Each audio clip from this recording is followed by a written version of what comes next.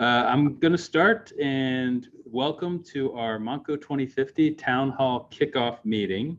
I want to thank everyone for tuning in tonight, and we promise that we'll keep it to a short commitment of your time this evening, but it's going to be a great opportunity to start to become invested and involved with our new comprehensive planning process for Montgomery County. My name is Scott France. I'm the Executive Director of the Montgomery County Planning Commission. I'm joined tonight by Ann Levitt-Gruberger, our County Planning Section Manager and Project Manager for the 2050 Comprehensive Plan. You'll meet her in a few moments. But first, I want to introduce a very special guest to help kick this off. We have our County Commissioner Chair, Dr. Valerie Cush. Thank you, Scott. Hey, everybody. Thanks so much for joining us here this evening to share your input about our new 2050 Comprehensive Plan. As I'm sure you all know, Montgomery County is always changing, and forces like sustainability, climate change, mobility demands, and our collective health, both during and since COVID-19, are shifting the way that county residents work, learn, and live. Montco 2050, a comprehensive plan for a changing world, will update the county's 2015 plan. Comprehensive plans must be done every 10 years, and we're at that time. A comprehensive plan is a long-range plan. It's a guide for the growth and physical development of a place. The county plan provides an overall land use and growth management framework for local municipalities and provides guidance on issues that cross local boundaries, like highways and public transportation, flooding and stormwater issues, trails, growth and redevelopment, shopping needs, impacts of large developments, housing needs, natural systems, and economic growth. Montgomery County's current comprehensive plan is Montco 2040, a shared vision. This has been the county's most successful comprehensive plan to date. Why? Because the plan was written with significant community input and was written to be used, not to sit on a shelf. We have consistently turned to this plan over and over since its adoption in 2015. Its policies and goals were written to be things that could be implemented by the county's various departments, as well as with the help of our community partners. The annual implementation updates that the county publishes each year highlight many of the successes that the county, our 62 municipalities, and others have had in implementing the plan's goals. Among those successes was the creation of the Montco 2040 Implementation Grant Program, which has funded more than $12 million in project funds since its implementation to municipalities for municipally led projects that also help to implement the comprehensive plan's ideas at the local level. The truth is that any comprehensive planning process isn't going to be successful without your input. You are one of the most important components of this effort. We want to make this multi-year planning process as transparent and inclusive and equitable as possible. So while the county will be kicking off its outreach process officially in 2023, we're taking some time now to start listening to what county residents have to say. Right now, County Planning Commission staff are working on compiling background information for this plan. This is a very important step that lets us know what the current pulse of the county is and lets us quantify the changes that are taking place here. To that end, staff have been having focus group conversations with county staff and some outside partners to start thinking about what changes the county is experiencing now and what the county's future might look like as we look toward the horizon of 2050. This is a multi-year process for us. So if you weren't able to join us tonight, you have plenty of time to watch this presentation and submit comments whenever it's convenient for you. Plan adoption for Montco 2050, a comprehensive plan for a changing world, is expected in mid-2025. Thanks so much. And with that, I'll turn it back over to Scott France. Thank you, Commissioner. So tonight, our purpose is straightforward. If I get the next slide here. We might just need to like select some of Sorry about that. Whether you have joined us tonight wondering what a comprehensive plan is and maybe focused in on a specific issue in the county that you're passionate about, or if you're someone who is engaged with prior planning efforts at the county or at your local municipal level, maybe you've even partnered with the Planning Commission or other department staff, and I do see some familiar names in our group tonight. We hope there's a little something for you this evening in this presentation and the kickoff on how you can be involved going forward. We're going to spend another 20 minutes or so in presentation mode and review what a comprehensive plan is, why it's important. We'll talk a little bit about the theme of change and cover the next steps and how to provide initial feedback.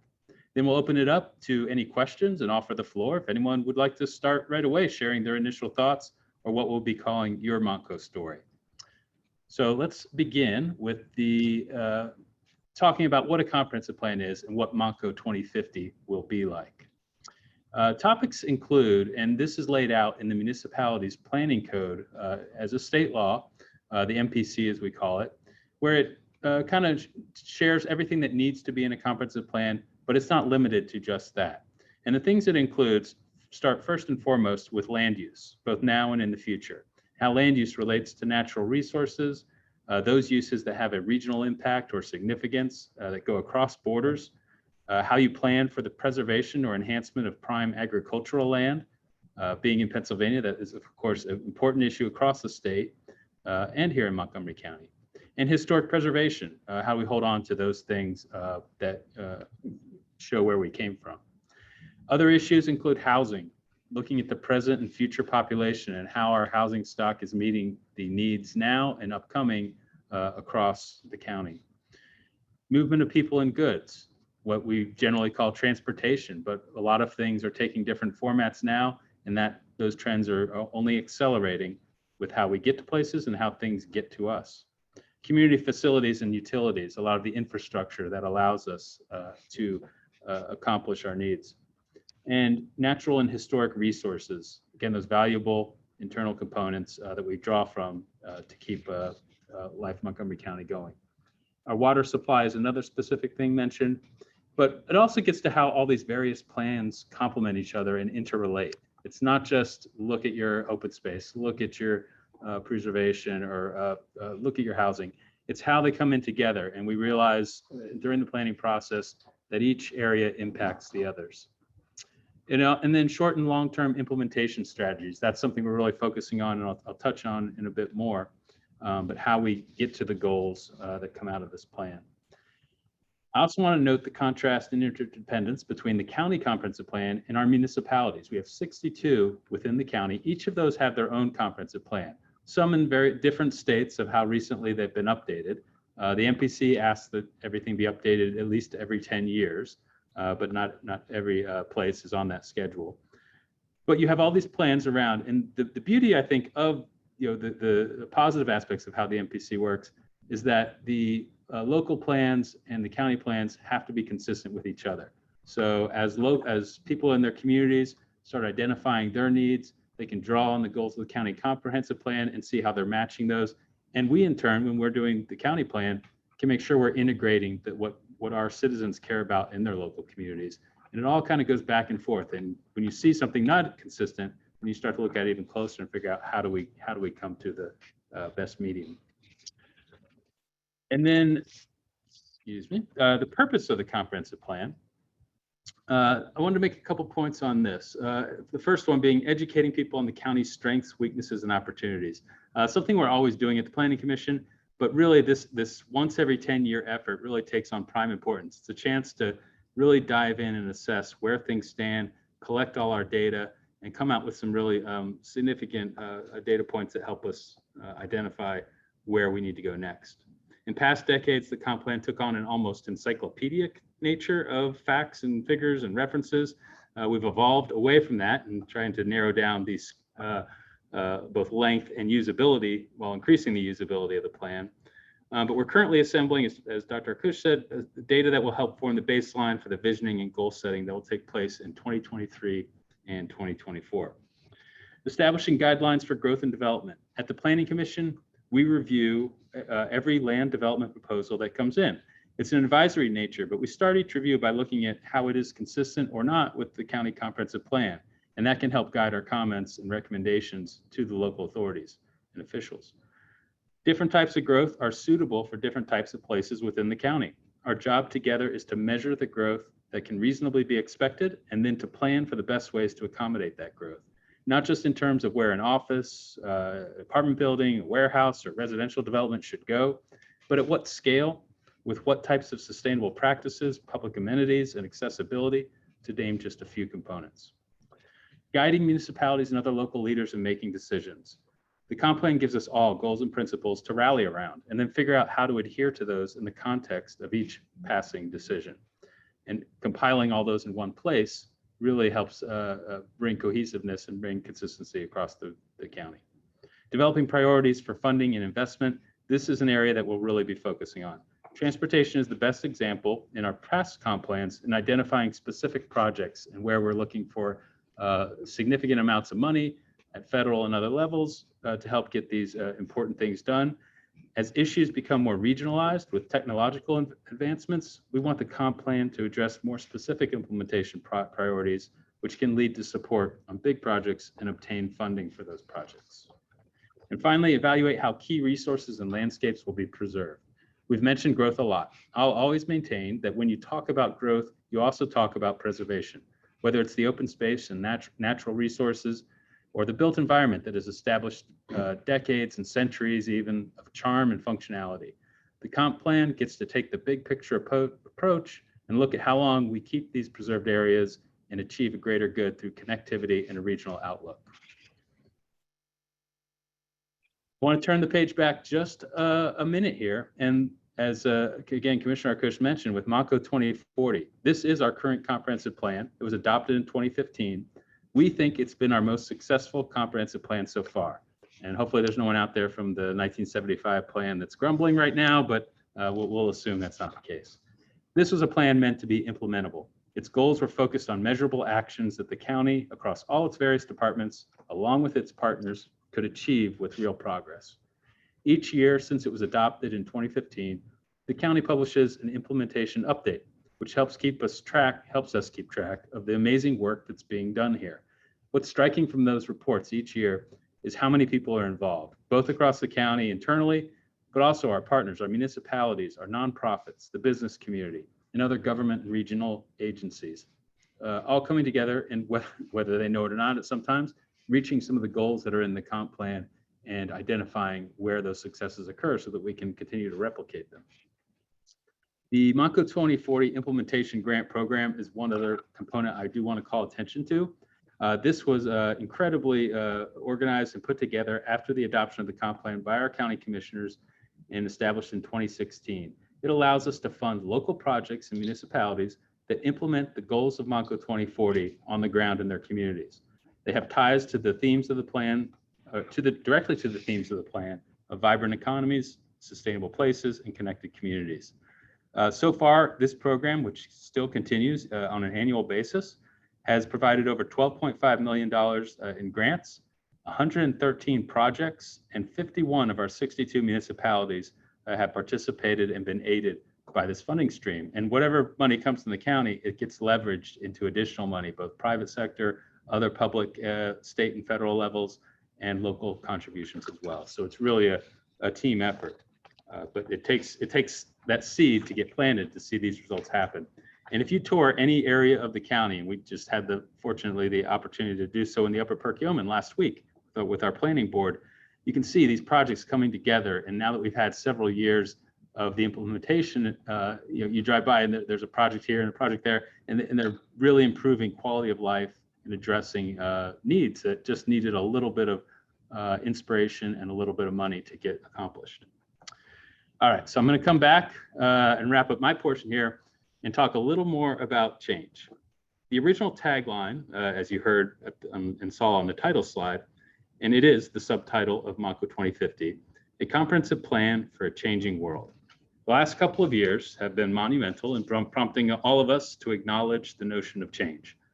Many changes have been in the works for some time, but the global pandemic hastened them along, sometimes more quickly than we collectively may have been ready for. Other changes are sudden and abrupt and cannot be ignored. The summer of unrest in 2020 and important conversations about equity and inclusion, including the recognition of where we have failed in the past and where we can do better. Some changes will require us to be resilient and find ways of adapting while holding on to important principles and values. And yes, there's going to be changes that we should fight against that do not benefit us as a county and look for solutions that can shift the playing field when we stand too much to lose. So on this slide, we just started to look at some of the more obvious ones that we're facing, and climate change really jumps out as far as the changes that we are now dealing with. The increase of temperature does have a disparate effect on different communities, and places of lower income, more urbanized locations struggle with even more negative effects from that, and maybe not always have the resources to mitigate them.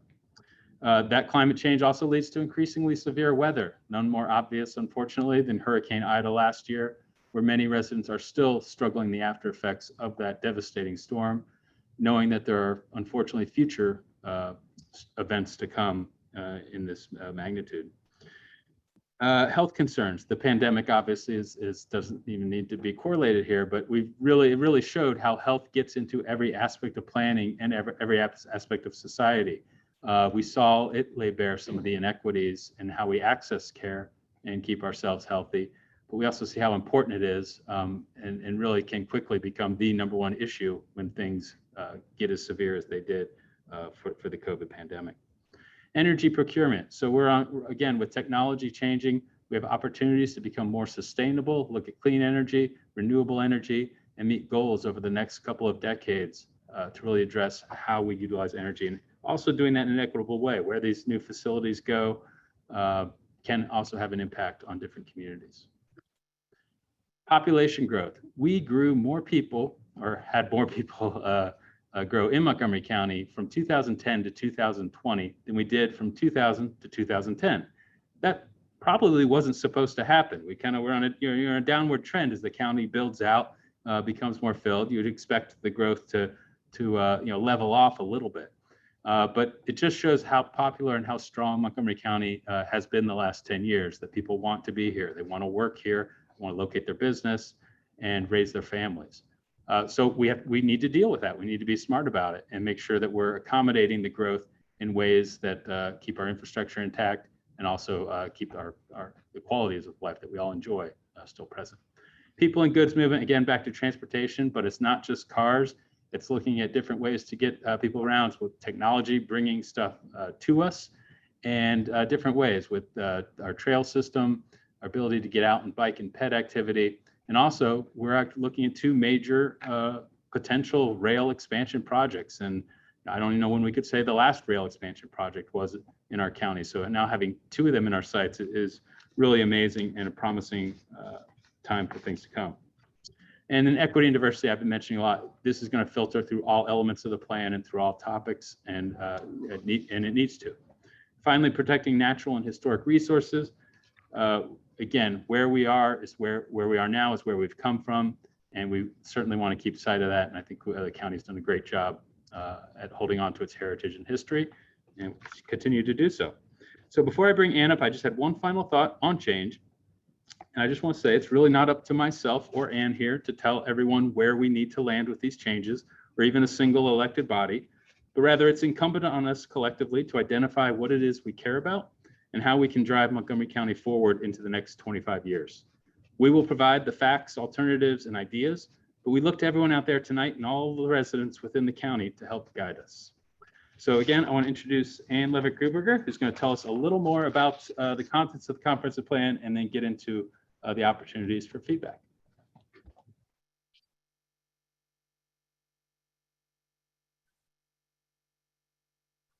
Thanks, Scott, and good evening, everyone. I think I will leave the camera as it is. So you may not be accustomed to looking at the county map, let alone one that's in shades of green, yellow, and purple.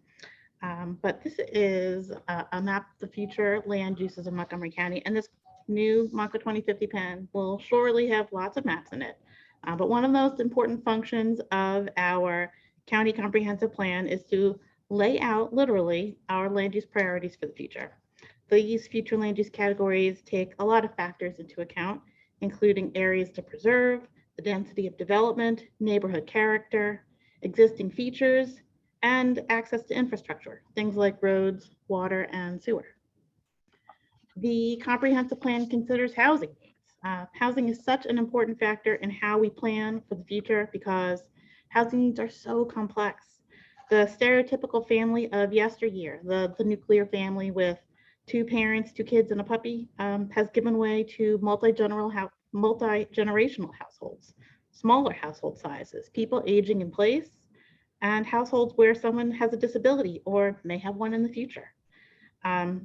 Fees and other issues make finding the perfect home, let alone an affordable home, a challenge for all of us. How and where we live in the future is shaped by the policies that we put into place now. As Scott was saying, the comprehensive plan looks at how and what we move. The way that we move and travel and commute is changing too. Maybe you're not stuck in traffic anymore because you're not driving to and from work every day like you used to. But that may mean that the goods and services that you once traveled to are now traveling to you. This plan will consider policies and recommendations that help people walk, bike, and get around safely. And it will also consider the how and where of deliveries and freight, something that's changed significantly in the last 10 years and will likely keep changing as we make our way through this planning process. Plan will consider what we should preserve. Part of looking toward the future is also remembering the past. I would guess that each and every one of our 62 townships and boroughs has historic homes, places of worship, parks, farms, and even infrastructure like the bridge that I put on this slide that adds to local community character and merits protection or historic designation in some way. Taking a look at the things that residents cherish and thinking about how these places can thrive or even evolve in the future is an important part of this planning process. The plan will look at employment and our economy. So back to talking about work, how and where people work has changed significantly in the 10 years since we last wrote a comprehensive plan, but that doesn't mean that workplaces big and small don't matter, and that there are plenty of jobs that are still very much tied to place. Shopping centers, hospitals, public schools, government offices, and restaurants all need people to show up to work on a daily basis because these are places that people are still showing up to. So this plan will examine employment trends, employment centers, and the current and future trends that will affect our various workplaces. The plan will consider infrastructure and utility needs. These are the things that happen behind the scenes or in many cases below the ground. Our broadband needs, because you can't work or learn from home or stream your favorite TV show, have certainly changed in the last 10 years, but so have our water and sewer utility lines, our emergency services needs, or even the things that we throw away because your garbage has to go somewhere. These are all things that affect our communities and how we plan for our future. Last but not least, the comprehensive plan will address things like health, equity, and sustainability. These are not necessarily things that were originally prescribed to go into a comprehensive plan, but they really do deserve a place in how the county plans for the future. Many planning policies of the past, and some that are still on the books, are rooted in ideas and mindsets that don't work with modern society, let alone the laws that are on the books today. We cannot turn a blind eye to this. So these images are maps that are showing redlining that took place in the Philadelphia area based on maps made by the federal government's Homeowners Loan Corporation that date back to the 1930s and 40s. These were homeownership policies put into place that are still affecting neighborhoods today, both in Philadelphia and in the suburbs of Montgomery County. This plan will have themes of equity and sustainability woven throughout, as we cannot have an equitable future without trying to understand the inequities of the past. So what's next for Montco 2050? Our general timeline looks a little bit like this. Right now, we are working on gathering background materials and documents. We have this public outreach process that we are starting tonight. As Commissioner Arkush mentioned, we've been having some targeted focus groups with our staff to think about what some of these changes that we've been talking about are and how they might affect our planning process. We've also created a website, which I have on the final slide of this presentation, so you'll see that in a minute. on board for things that are happening next, we have an advisory committee that we will be putting together. We had one for Montco 2040, and it was a very helpful way of bringing in outside input to our planning process. We'll have workshops, public workshops on the themes and goals that come out of this initial public outreach process, and eventually a draft policy plan that will be created for everyone's review. And again, this is a very, very long-term planning process. Our final plan is targeted for adoption sometime in 2025. What am I asking from you? First and foremost, we need you to make this plan successful. Hopefully, you are willing and able to take our survey. It is available online at the website that's posted on the slide. You should be able to access it with the QR code as well. The link is also posted on our website. It is currently available in English, but we are working on translating it into Spanish and Korean for people who are looking for the survey in another language. You're also more than welcome to contact us if you need it in a format other than an online survey. We're happy to provide you with a paper copy. This is our first step in getting feedback from all of you. But if a survey is not quite what you're looking for, you can leave longer feedback on our Padlet. This is basically an online page for a Post-it note, a picture, a link to an article, information that you'd like us to see. It's a great way of sharing information with us that you might not otherwise be able to give us. You can also invite us. Oh, I am happy to give you the presentation or give you the link when we're done. You can invite us to pop up at an event. We are in the process of planning some pop-ups of our own, but we are happy to come to an event that you're planning or hosting, give a community day or an organization that you're active with that would like a guest speaker. We are happy to come to you, and we would love to share some of this information with you and get feedback from you at some place that is convenient. And again, we need you to be a part of this process for this plan to be successful. Share our links on social media. You can invite us to a municipal meeting or gathering. As we progress further into this planning process, don't be afraid to come to a public meeting that we have. We need your participation to make this plan a successful one. For more information on this plan, you can go to our website, which is montcopa.org/Montco 2050. It has all of the links that I just showed you for the survey and the Padlet. We'll be posting more information there as we progress. My email address is also here on the slide. I'm happy to take questions or comments after this meeting as well. So with that, I think we're going to open this up to questions. We've got a couple of people in the room and people online as well. So we have a couple that wrote in, so I can just read some of those first. Okay, if that's sure. Okay.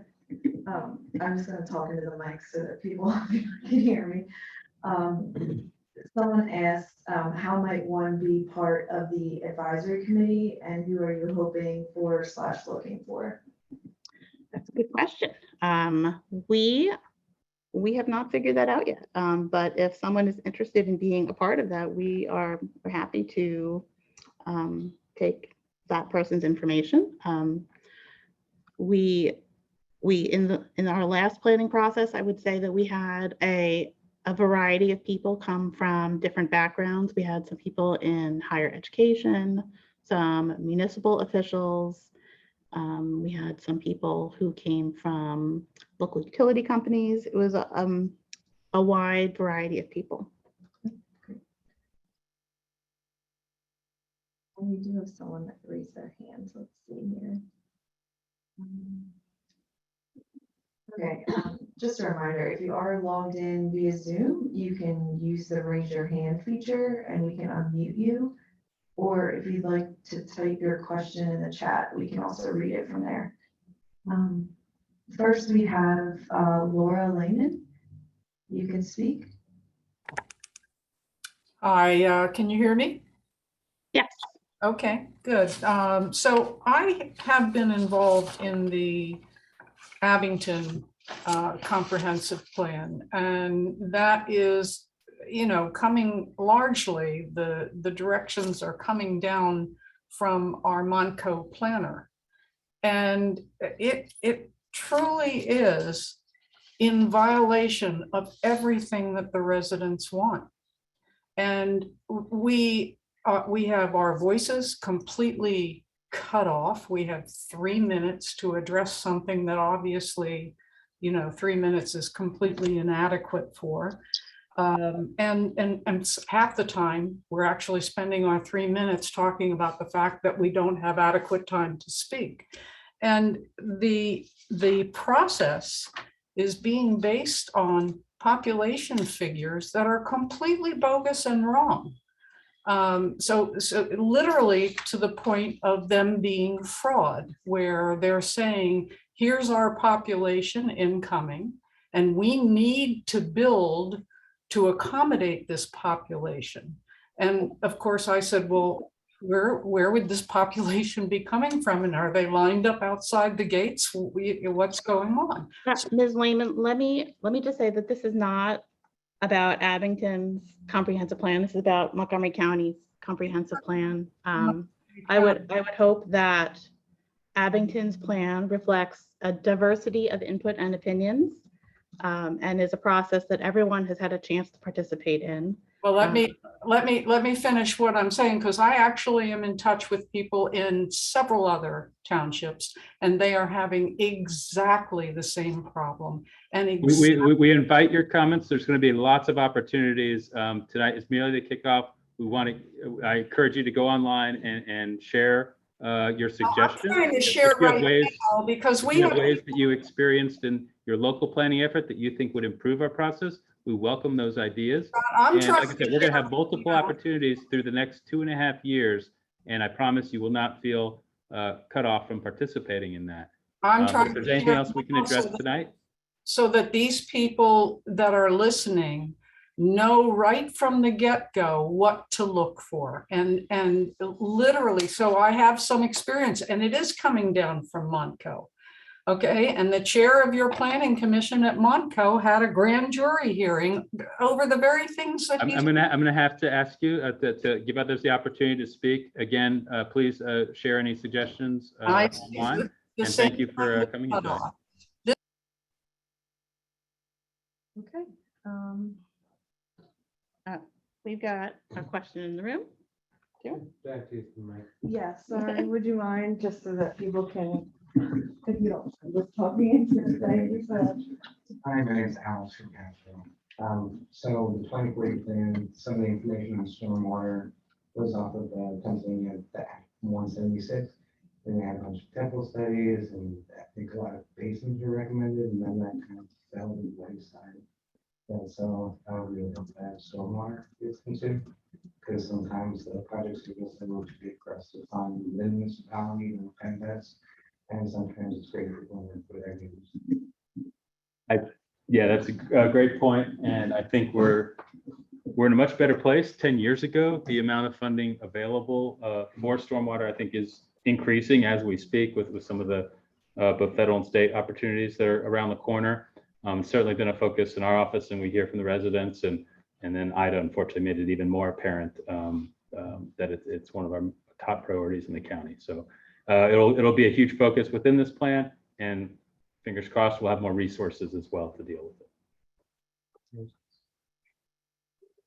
Are they done? You feel free, because we have a couple other people, but yes, you can grab a mic and just make sure you talk into it. Thank you. Hi, so I'm actually with a nonprofit. We do bulk produce purchases and distribute to the community. So I'm looking at things like open space for like community gardens and things like that, and just wondering, I'm hoping that'll be considered here in some manner.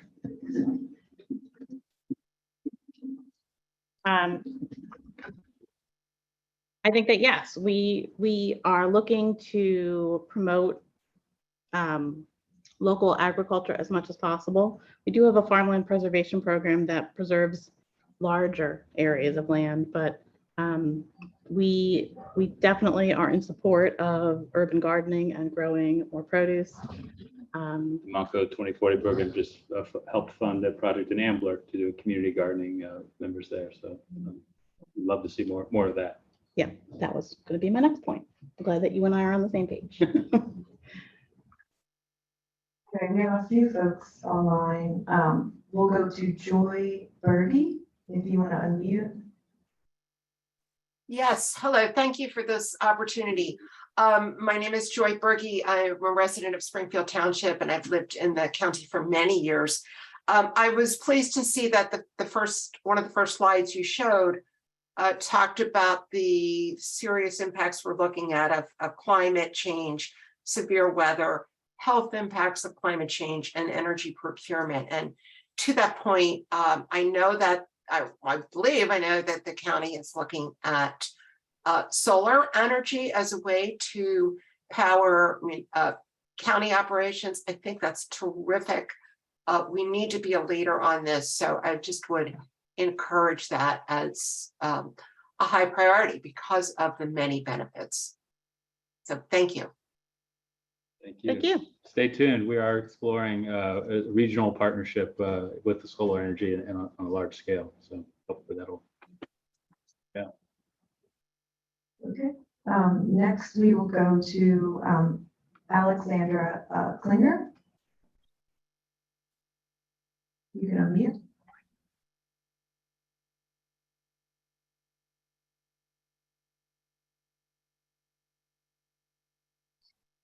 I see she also wrote in a question, why is it named 2050? Oh, yeah. Oh, go ahead. Sorry. Was that going to be your question? No, I was curious about that.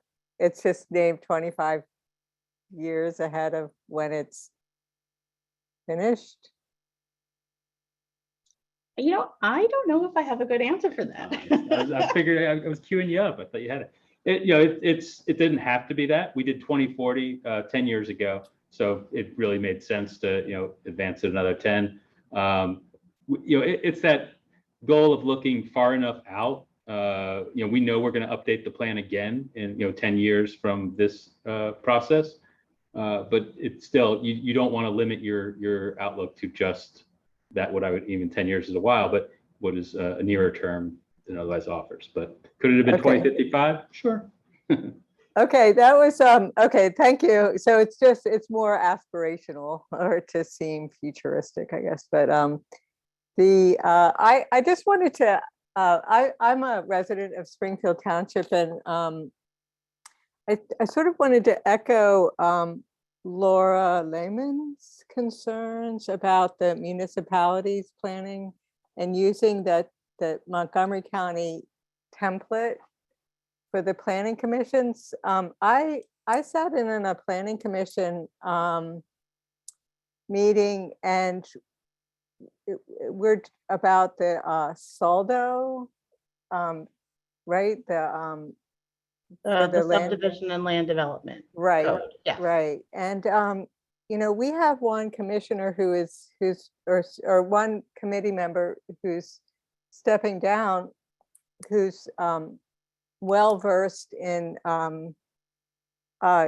natural,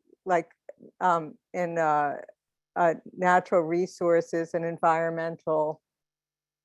He knows about environmental factors, but he's stepping down, and I would have to say that it had 6 people in the committee and myself were reading through this template about how to designate whether a tree was going to be saved or not, to be brought down or not from a development point of view. And we had a vision of we want to protect the trees, and it was written in it took a logic expert to try to figure it out. And I'd like to encourage the Montgomery County Planning Commission to have environmental people that know about environmental factors and know about how to determine whether a tree is important or not. And I mean, I think every tree is important, but but things like that, so that people don't get caught up in like the red tape and not be able to do the vision of like protecting our natural resources. And I was, when you said you had no idea really how the advisory committee was going to be put together, that I would really encourage that that you recruit as many people for environmental planning as possible, because it's the land code is now geared really towards the developers, and and I know that it's a common theme through all the municipalities of people getting run over by. There's a lot of people upset with, and myself included, with unsustainable building practices that increase stormwater runoff, flooding, and unnecessarily take down trees and don't preserve the character of our neighborhoods just so people can make a buck. And I really hope that the Planning Commission can work towards remedying that, towards the environment, and keeping this such a great place to live, the great place that it is to live, and keeping it that way. And that's all. We appreciate those comments, and I think you make some good points. And I think when you're talking about the saldo, that's being a legal document, and you won't get any argument here over the complexity sometimes and what seems unnecessary, but some of that is built in to really guard against the opportunities that happen at the legal level with people trying to take advantage of it. So it can work both ways, but this plan will not get into the minutia necessarily of that, but rather what the legalese of those documents need to ultimately get to. So we hope that through this process, the outcome of this plan, the next plans, when looking at the local level and implementing the codes that are going to get those goals formalized, that's when the right decisions are made, and hopefully you have the right people involved that can accomplish that. So we'll definitely take that into account. Thank you. Thank you. We have two other people with their hand raised. Gigi Tellin Moffitt. You can now unmute. Thank you for pronouncing that correctly. Hi, everybody. I appreciate everyone else's comments and questions, so this is really good. And thanks for inviting everybody into the conversation. I would like to ask two questions. First is, how reflective does my local planning comprehensive plan have to be? Does it have to directly reflect what you're producing?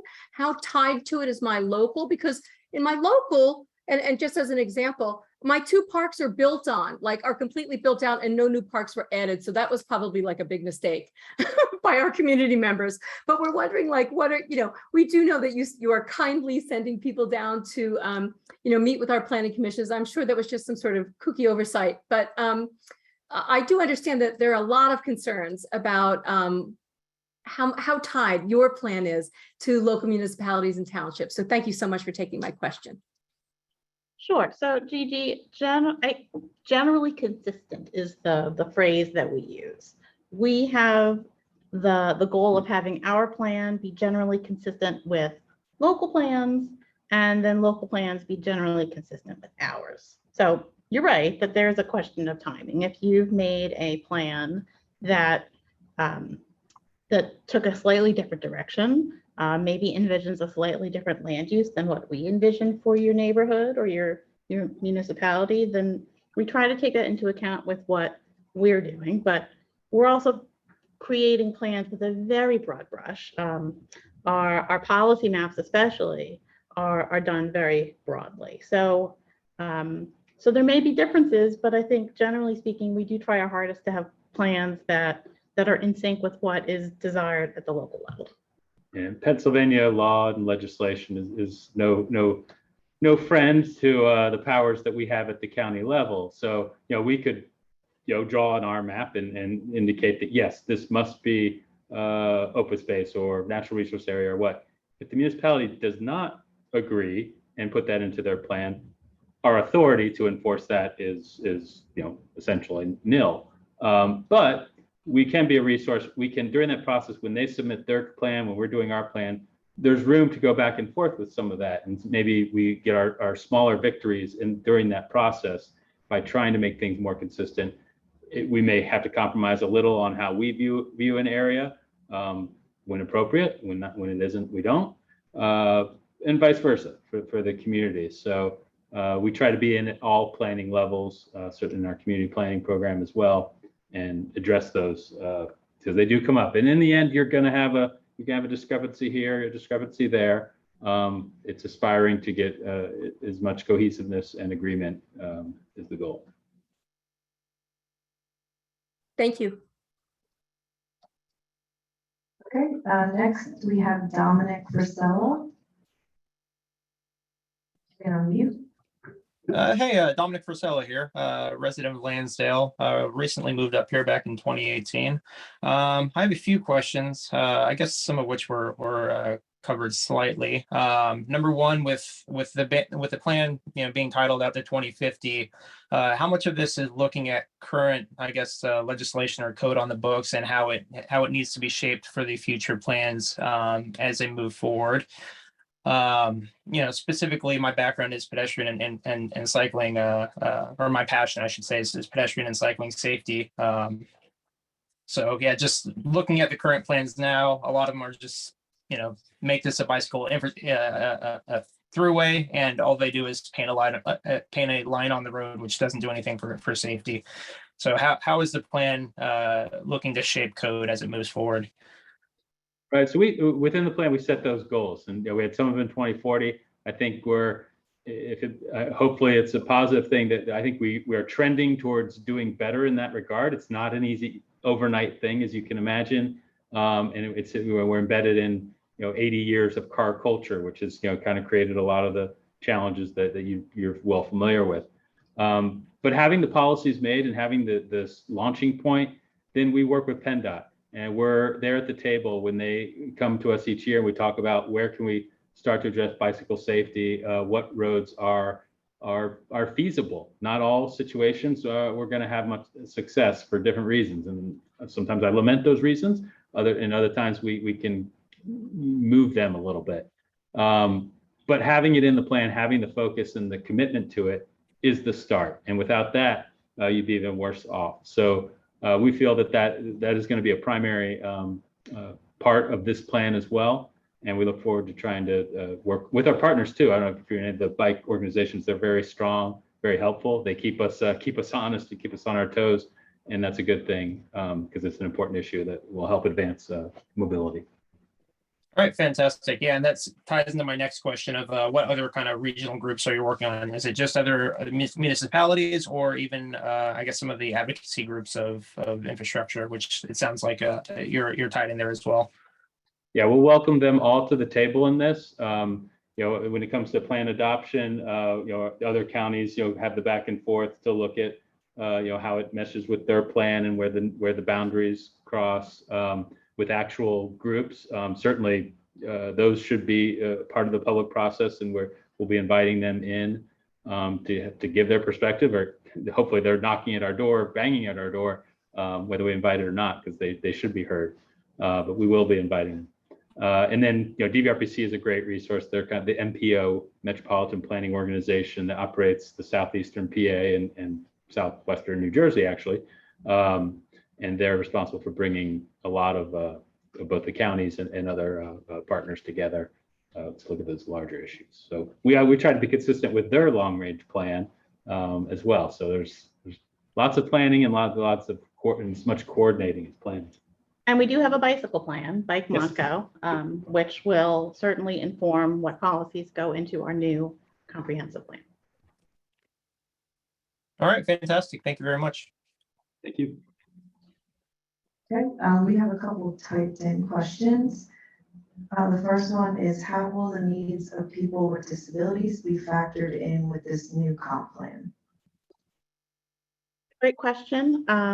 It is not necessarily a plan that is specifically about people with disabilities, but when we look at things like our built environment. I think that we have to take the needs of everybody into account, and that includes people who have different abilities. That means making sure that we push for more ADA accessibility in places that it doesn't exist already. It means thinking about building homes, not that we are building homes, but at least having the policy of promoting visibility and buildings that are accessible to people with disabilities. It's something that I think will be in the plan in a variety of ways, but the plan itself is focused around a lot of the categories that we shared earlier: housing and transportation and infrastructure and things of that nature. So I think that it's something that you will see in the plan as a tangential side note to these various bigger topics. Okay, we have another question around equity. I see the word equity sprinkled through the presentation. Please explain what you mean by equity, how it will affect existing homeowners and their properties.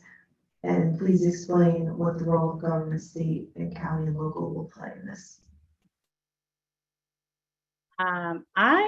I think that in terms of this planning process, equity can mean a lot of things. So it's a good question. I think that we're trying to be equitable with the outreach that we're doing for this plan, making sure that we have a diverse group of people and voices that are included in this process. Not just, I mean, so this Zoom session is just the starting point. I hope that we're able to include more people in different ways that we have in the past. I think equity also means making sure that we are promoting ideas and policies that are not inequitable. I think it also means that we want to make sure that the images that we use in our document are showing more than just stuff, more than just buildings and cars and trains and things of that nature. I want to make sure that we're displaying the county in a way that really reflects the diversity that the county has. So you had a lot in that first question. Sorry. No, that's okay. As far as how it affects individual property owners, I honestly don't think that there's anything in this plan that would affect an individual property owner. This really is a broad-based plan. We're really coming at it from 10,000 feet up, which sounds really cliched, but there really aren't any policies that I see being put into this plan that would have an effect on an individual property owner. But I think just to add on to that with recognizing property equity, I think to me also speaks to not every property owner benefits in the same ways, and some of that is market-based, but other is policy-based, and things that have been done in the past through government action in many cases, as well as society, have been at a disadvantage to some, to the advantage of others. And I think just recognizing that first off allows us to look forward and say, okay, what are we doing now, and have we gotten past that, or what shortcomings do we still need to address? And I think it's fair to say that we're certainly not perfect, and we need to identify where improvements can be made. We have another typed in question. Is anything being done to promote the development of roundabouts as opposed to traffic lights in Montgomery County, which would be better for the environment, as cars would have to idle less and would be safer, and as there would be fewer potential points of an accident? I'm involved with my local municipality and others. I'm just thankful that roundabouts came into this presentation in question. I love that we can count on roundabouts, good or bad, from the comments being part of it. You can answer the question. I will answer the question. And we have some people probably online on our staff who are just itching to chime in as well, our transportation side. Yes, roundabouts are gaining more prominence. PennDOT has been very positive in their advocacy of them. They do offer some really great solutions and improvements over certain types of intersections. And I personally can't wait to see more of them implemented here. They've really been launched successfully in other parts of the country when done right.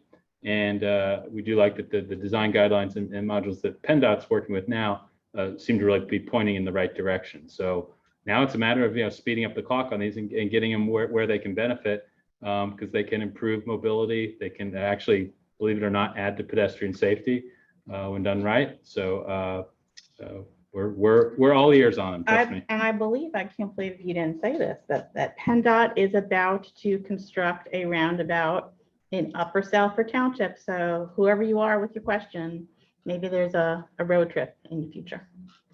Yep, we have a few in the county now, but not many really compared to what's happening in some places. Okay, we have one other question. Will this plan take the housing plan that was released by the county into account? Yes, absolutely. Double yes. Yeah, both Ann and I are involved with that plan, as well as their Office of Housing and Community Development and Commerce Department. And that the Homes for All program, of which I think the question speaks of, was a significant, really first attempt to address the affordability issue and attainability of housing, which is only becoming more pressing and important with our residents, as many have been priced out due to a number of reasons in the market. So yes, we will. There's no way we'll be not addressing that, and hopefully come to increase its effort and bring things out through the comp plan process that make the affordable housing initiative stronger. We are nearing the end of our time, but we do have one other person with their hand raised. Jay Sector, you can unmute.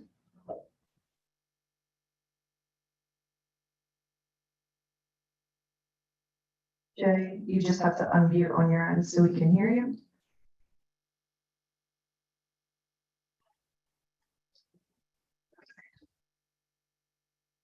Jay says no roundabouts. in the chat. Okay. Love that too. That concludes That's what our this is for. questions. Any more questions from the people in the room? No? I could probably think of 50, but not right. Well, please remember to visit the website, montcopa.org/Montco2050. And I don't think it was said before, this is just the start. It's a soft launch. We have grants applications out. We're trying to really go robust through over the next year and a half and have even more opportunity, we'll definitely have more opportunities, but even higher technical tools and resources to get feedback. So stay tuned, but this is the place to start, and we'll keep you informed and invite you out often. Over and over. Over and over. Yeah. Thank you, Thank everyone, you for your so time. much, everyone.